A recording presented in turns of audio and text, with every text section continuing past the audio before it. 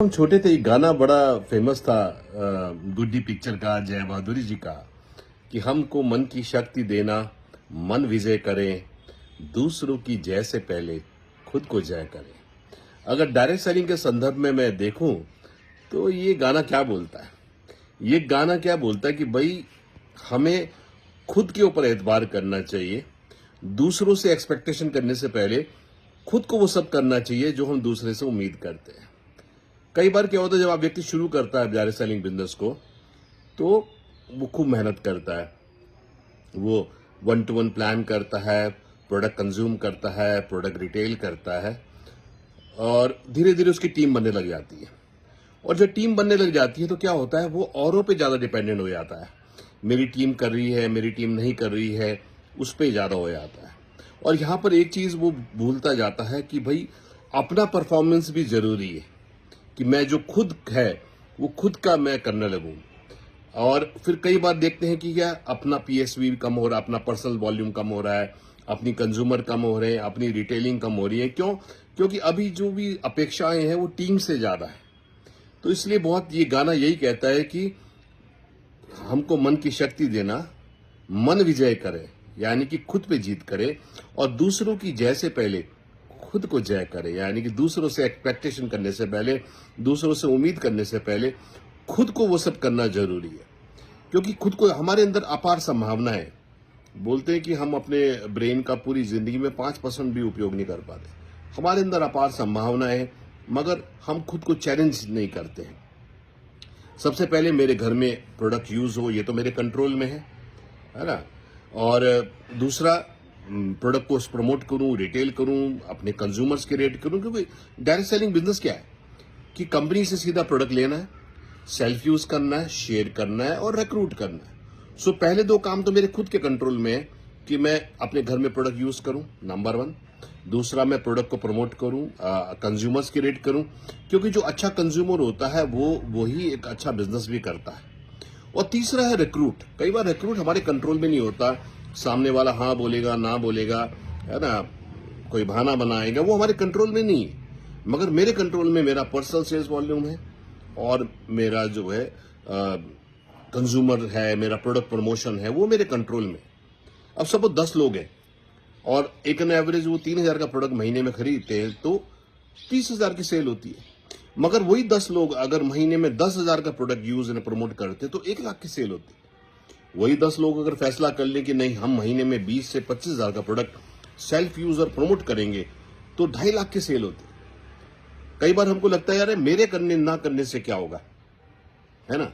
मगर हम ये भूल जाते हैं कि बूंद बूंद करने से ही जो है, बूंद बूंद भरने से ही सागर भरते। जैसे आपने एक स्टोरी सुनी होगी कि एक व्यक्ति जो है, बहुत सारी, एक बार बाढ़ आई, बहुत सारी मछलियां जो हैं वो किनारे पे आ गई, और जब पानी गया तो वो मछलियां वहीं रह गई, और वो हजारों की संख्या में थी, और वो मछलियां लगातार मर रही थी।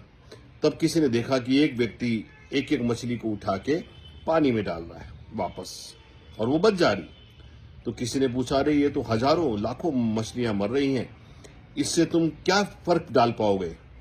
उसने एक मछली को उठाया और उसको वापस में पानी में डाला, और बोला कि औरों का तो नहीं, मगर इस मछली की जान तो मैं बचा सकता हूं। एक स्टोरी और थी कि एक बार एक गांव में आग लग गई, और सारे गांव वाले कोशिश करने लगे आग को बुझाने की।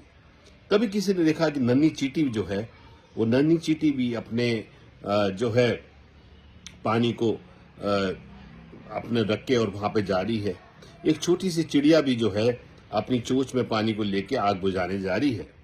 तो किसी ने बोला कि हे नन्ही चींटी, हे नन्ही चिड़िया, तुम्हारे ये करने से क्या होगा? इतनी विशाल विकराल अग्नि है, तुम्हारे इसमें ये बूंद बूंद डालने से क्या होगा?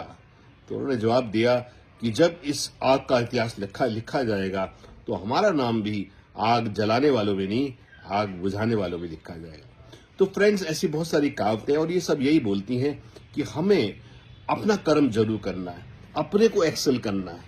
हमें बार बार ये देखना है कि क्या ये मेरा मैक्सिमम पोटेंशियल है।